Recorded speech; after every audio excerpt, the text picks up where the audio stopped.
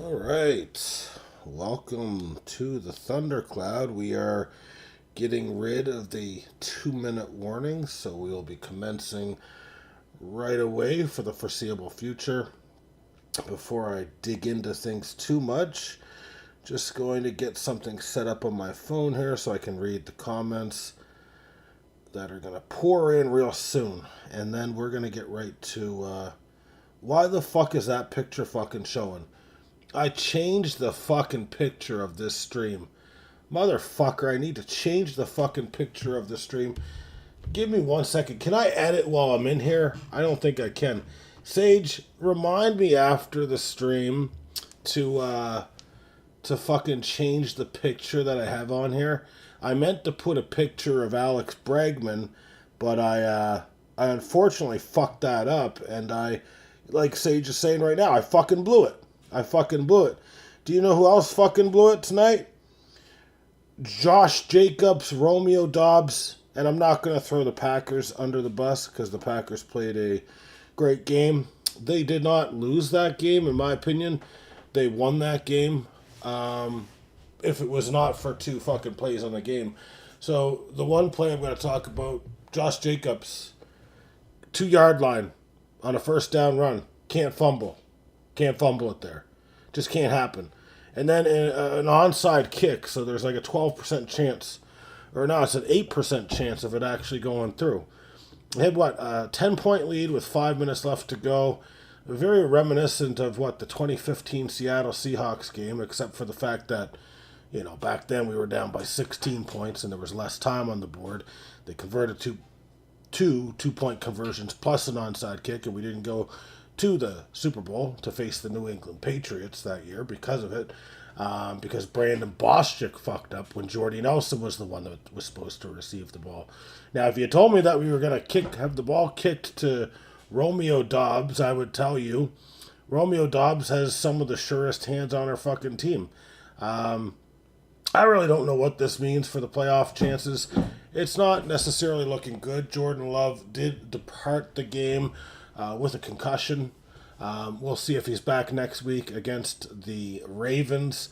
That'll be a big game for the Packers. Obviously, they need to win at least one to get in, potentially two. We'll see what happens there. It really depends on what Detroit does. I believe Detroit has the Steelers tomorrow, the Vikings, the week after, and the Chicago Bears to close out. I think they're 8-6, so they pretty much can only now they can't. They need to win out because if the Packers win one game, so you got to think the Packers probably are going to beat Minnesota. They'll probably beat Minnesota in I guess it would be week 17, second last week of the season, and is that who we play? Trying to think of our remaining schedule. No, it's Baltimore and then it's Minnesota. Okay, so Baltimore, Minnesota. So there's only 2 games left. You win one of those two, you got to just hope for the Detroit Lions to lose one. But I don't know. It's kind of fucking bullshit. If the Packers had won tonight, they would have had an 84% chance at winning the NFC North. Instead, that's not going to be the case. Again, I feel like we overall were the better team. We were discipline, like our discipline was better. We were better for penalties, flags, all that sort of thing. Ran the ball pretty damn well. It's just two plays that make the difference, and you can't really have that happen. Plus, I'd say kind of Caleb Williams' fadeaway shot at the end there was kind of fluky. Obviously, Keyshawn Nixon really fucked the dog on the coverage with some sort of maybe miscommunication. Allowed some guy that no one knows his fucking name to catch the fucking ball at the back of the end zone uncovered.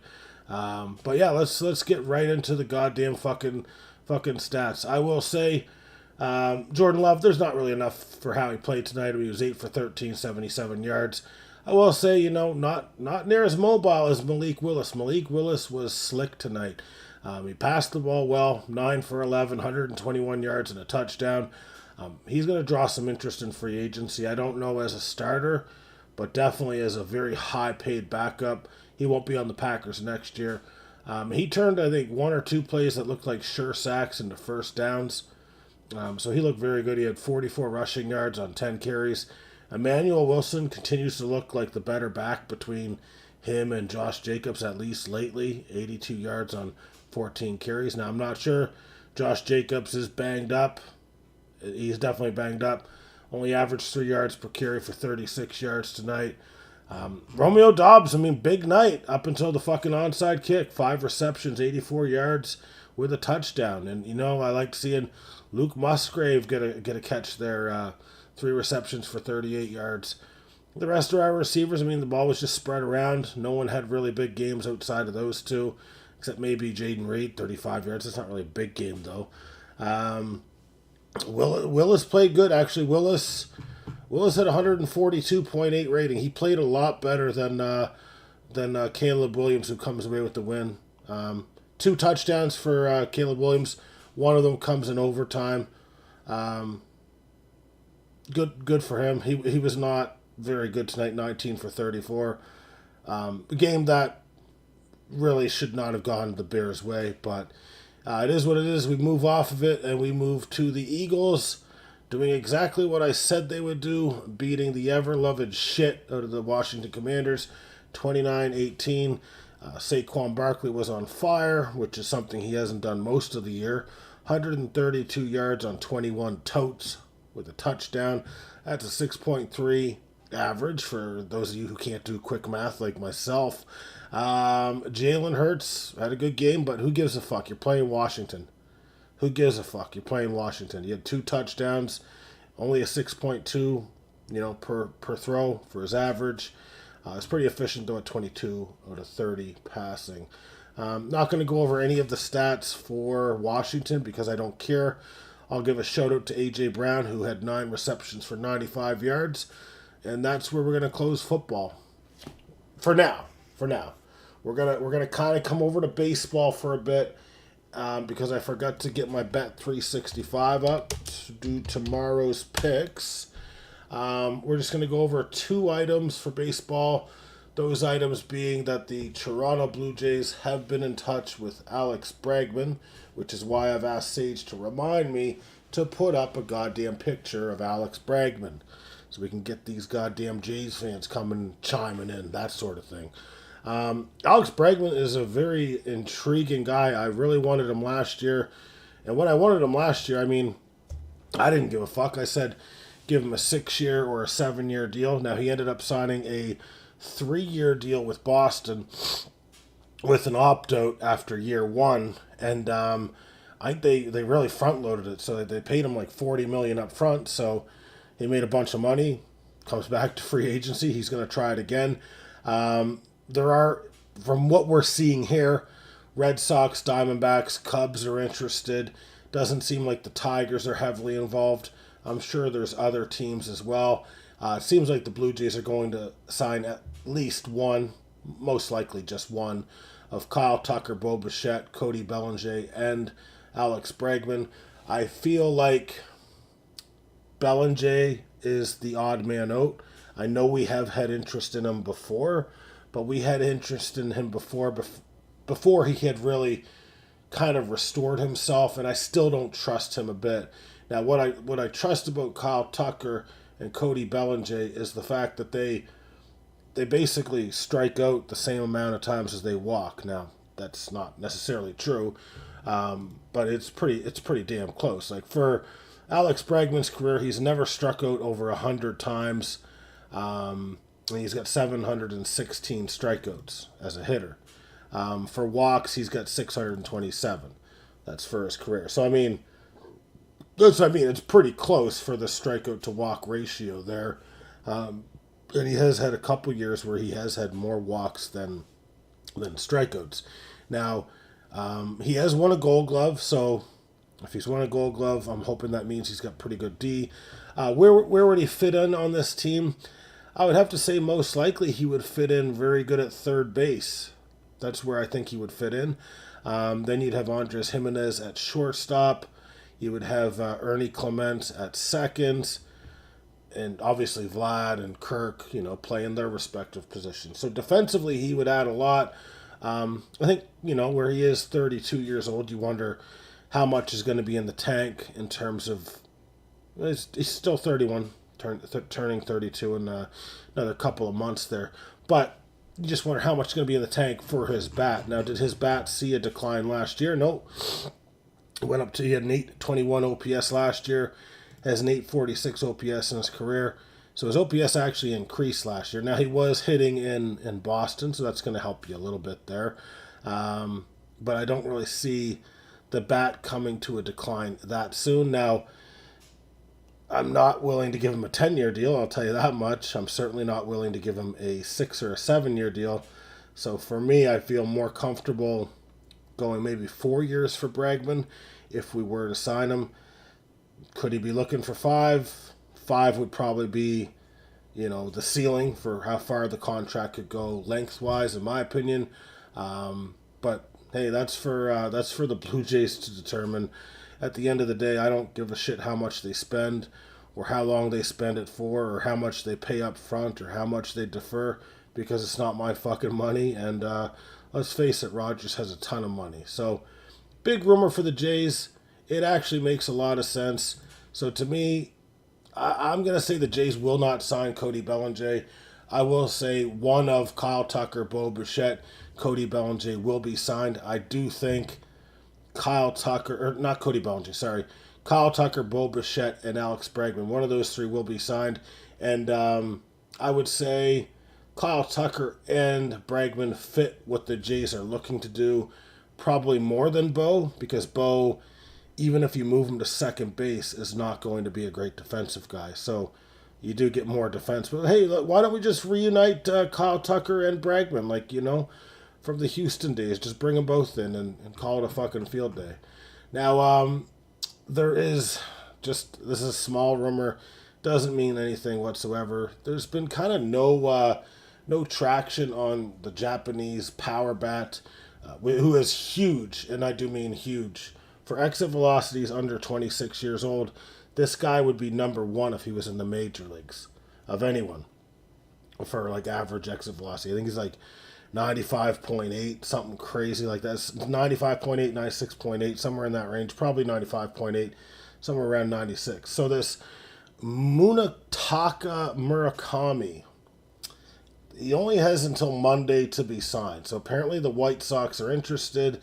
Now, we really don't know whether or not, is this guy just not drawing much interest, or are teams being tight-lipped about what they're doing? Because we haven't really heard much reports, but literally just until Monday for this power bat to be signed. So we'll kind of see.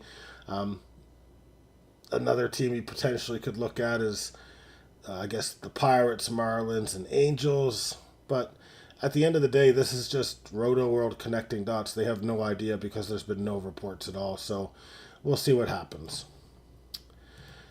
And for tomorrow's picks, what do we have? And these picks are brought to you by JR Dry Ice. All right, let's get through these. Buffalo on the road against the Cleveland Browns. Well, Buffalo's going to win, and Shedeur Sanders showed me enough last week that he sucks. They're going to win by more than 10.5 points. So give me Buffalo to cover as well as win. Cincinnati Bengals on the road against the Miami Dolphins. Well, I'm a Bengals guy. Love the Bengals. I still love Joe Burrow, even though he had a crushing defeat last week, and he literally ripped my heart out and stomped on it 1,000 times, and then threw it in the goddamn garbage disposal. But I'm still taking Jumpin' Joe. They're going to win that game. They're going to cover 4 because, what's his face there? Tua Tagovailoa cannot see the field whatsoever. I do believe he is legally blind in both fucking eyes. This is a very interesting game. I looked at the line and I was like, what do you mean Kansas City is only favored on the road against the Tennessee Titans by 2.5? And then I realized Patrick Mahomes, he tore his ACL last week, will not be playing. I don't know, they might not cover the 2-point spread anyway, even if Patrick Mahomes was playing. This hasn't been a very good team. I'll take what's Gardner Minshew and the Chiefs. They'll win the game. They'll cover the spread. But you know what? Look out. Cam Ward, he's coming. He's coming. He's going to put up a bit of a fight here, I feel. What else do we got here? We got pretty good match. Pretty good tilt here. This one, this is kind of a tricky one because Justin Herbert, man, he's got that broken, broken wrist or broken finger, whatever the fuck it is, on the road against the Dallas Cowboys. So, I mean, I know the Chargers are pretty good in the red zone, pretty good bend but don't break defense, but I feel like Dallas is going to be able to put up some points, especially at home. Um, Dallas is favored to win by 1.5. I don't trust Justin Herbert. I trust Dallas, so I'm going to take Dallas to win and obviously cover the 1.5 point spread there.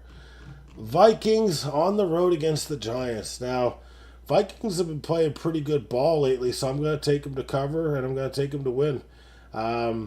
It just really depends. Can J.J. McCarthy play with any sort of fucking stoutness, I guess, or talent?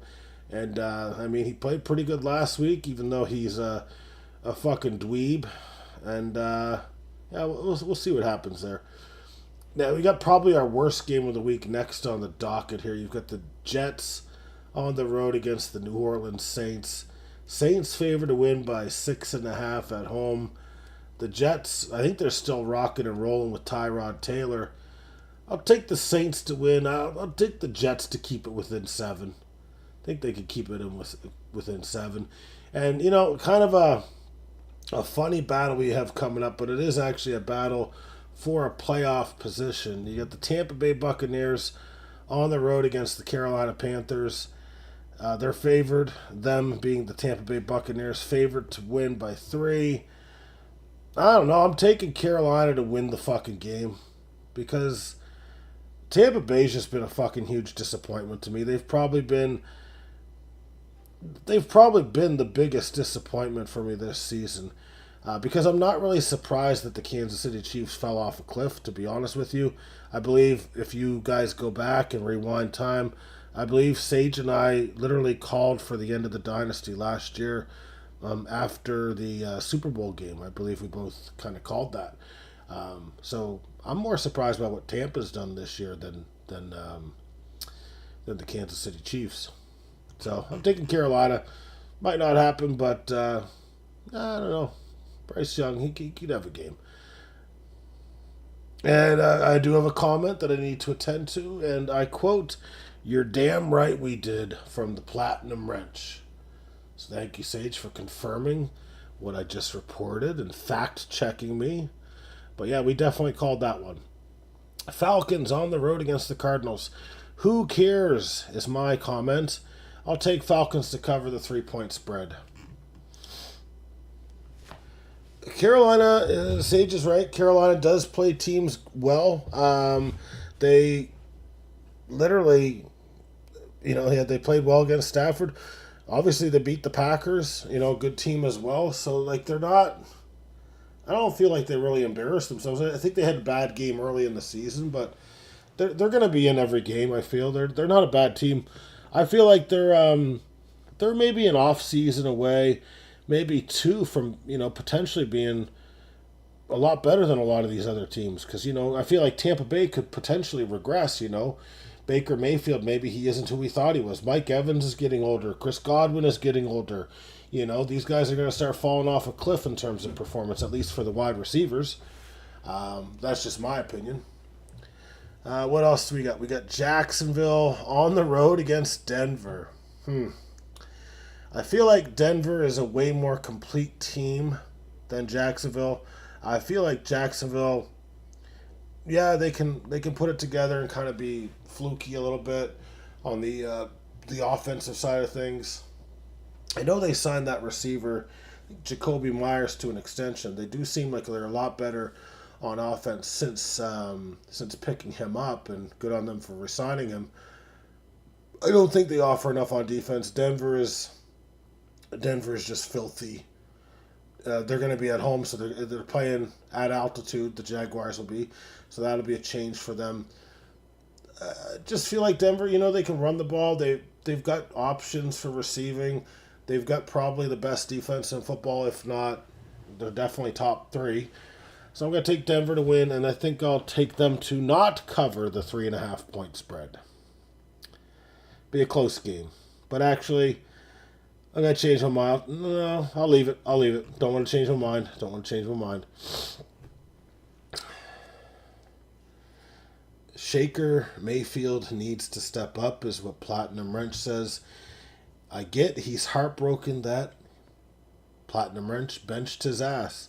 And this is true. I can confirm these reports absolutely to be 100% true. This next game, not very interesting. I mean, if you're a Houston fan, it does mean something to you, but Houston is hosting the Las Vegas Raiders and projected to win by 14.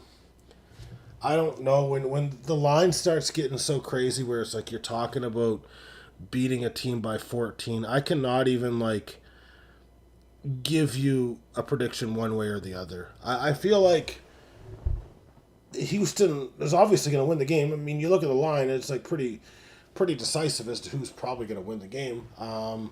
Let's not kid ourselves. Now, this stuff can change all the time. But I'm going to take Raiders to cover the plus 14. I feel like, they can keep it close. I don't feel like Houston, for the most part, has been a great offense this year. So, I think they could potentially cover 14. Do I feel confident about it? Absolutely not. Interesting game here. Pittsburgh Steelers on the road against Detroit. I don't want to call it a must-win for both of these teams, but it's a near must-win for both Pittsburgh and the Detroit Lions. Detroit is favored to win by 7. That's probably the right call. If I was making the odds as well, I'd probably have the odds around there too. We know TJ Watt will not be playing. Defense is going to have to step up for the Steelers, and it, for the most part, hasn't this year. I'm going to take Detroit to win, and I'll take the Steelers to cover the plus 7. I think they'll be able to keep it relatively close. I don't sense a blowout, but yeah, I don't think Pittsburgh's really going to win this game. And as a Packers fan, I know I'm not that lucky. Next game we've got here is our Sunday night football game. The New England Patriots on the road against the Baltimore Ravens. Baltimore favored to win by 3. Interesting. I'm going to go with New England. I think, as an underdog. I think that's a good underdog pick. To me, if you're betting money on just a money line, the money line on Bet365 is 2.6 for New England. On the road, I get that they're on the road. I just feel like New England's been playing good, and Baltimore's been playing like shit. So I don't necessarily understand the line. I'm going to go with New England. Could be absolutely wrong. Could be. I don't really care, though.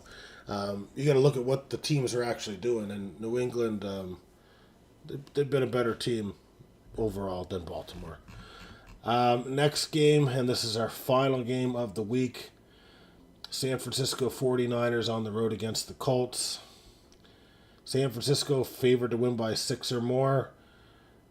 They're going to win by 6 or more. I don't think the Colts have it in them. I think this could potentially be a big embarrassment for Phillip Rivers, but I will say that I am pulling for Phillip Rivers because I am a big believer. Well, not a believer. I was a big fan of Phillip Rivers. Wouldn't say I'm a believer now, though, to be honest with you, because he's got a noodle arm. He throws the fucking ball like he's throwing a shot put, which he always has, but I just don't. I'm just not trusting Phillip Rivers. With all due respect to Phillip Rivers.